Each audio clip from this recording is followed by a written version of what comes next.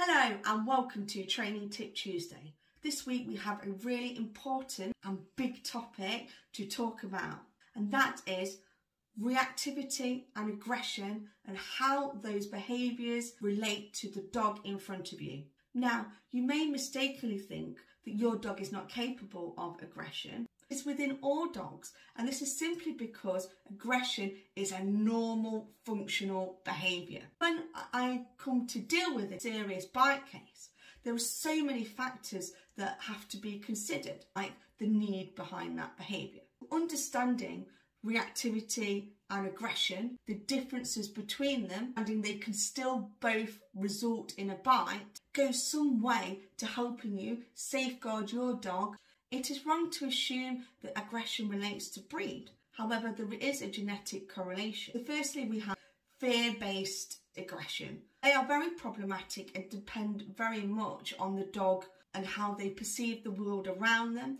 If they are tolerant of frustration, whether they have a high prey drive, and what their general outlook is. Pessimistic, anxious dogs tend to lean into more fearful, anxiety behaviours. These dogs are incredibly unpredictable. Fear has such an impact on hormones that it really directs behaviour and can take over.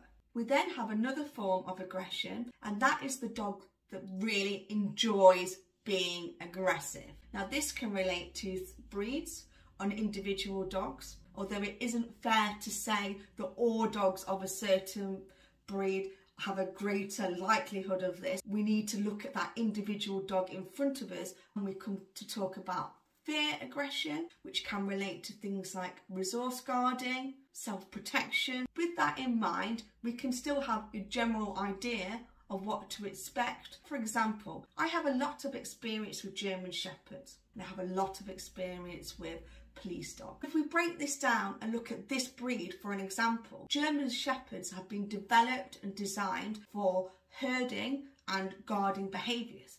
Therefore, if someone purchases a German Shepherd to protect them or their home, it would make sense that a dog that has been bred for that purpose would actually enjoy being aggressive. Overtly, offensively aggressive dogs. That is the need that drives behaviour, fulfilment and enjoyment.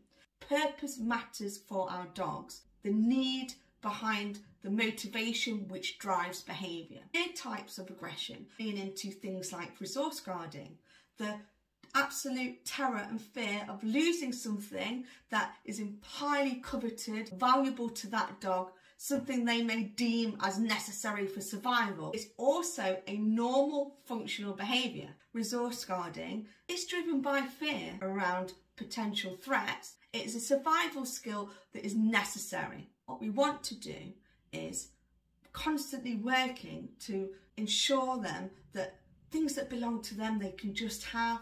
If they need to give up a resource, it always leads to good things happening, and therefore we are reducing the need to express that behaviour, building up their confidence so they're able to relax more in a home setting.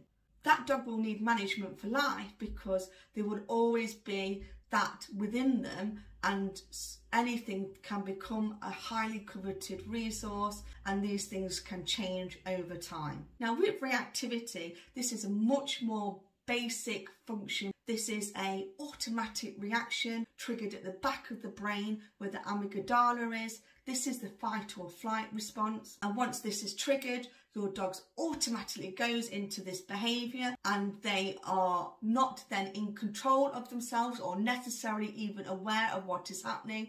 They mentally check out and their body takes over. This makes reactive dogs incredibly dangerous. If a dog isn't really aware of what's in front of them, they're certainly not aware of what they are biting, or if they have even bitten at all in some cases. We want to do an awful lot of work with these dogs based around foundation skills, building blocks to development, which is your world around you is safe and people keep you safe. then we have a dog that is not constantly looking out for danger and is much more less likely to react badly, is much less dangerous as a result. Consider things like prey drive. Well, dogs designed to kill prey, bred for things like scent detection, for herding, based on excitement and enjoyment of that prey drive sequence. For this reason, dogs with a strong prey drive are actually very dangerous to have, especially around very small dogs, because normal play and excitement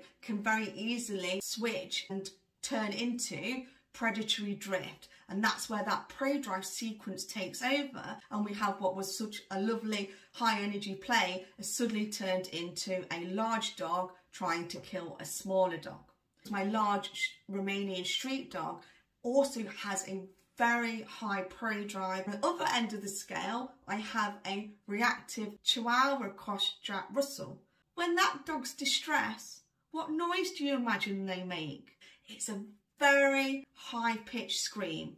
Those high-pitched noises simulate a prey animal in distress. When she has the freedom for this high-energy play, it's very important to me that she's muzzled. I have to provide an outlet for this behaviour that takes the way for her to need to do it in situations that I deem unsafe. I do this in a multitude of ways, including using real fur chaser toys that have squeakers in it.